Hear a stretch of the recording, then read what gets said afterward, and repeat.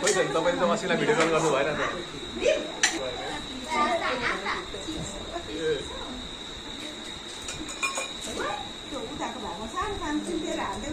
झोला चाहिँ हटाउन न बरु के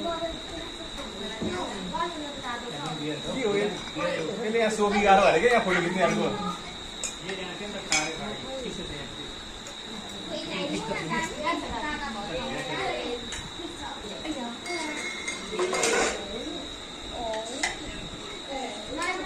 फेरि चिसो निकालेको हो कि के निकालेको चिसो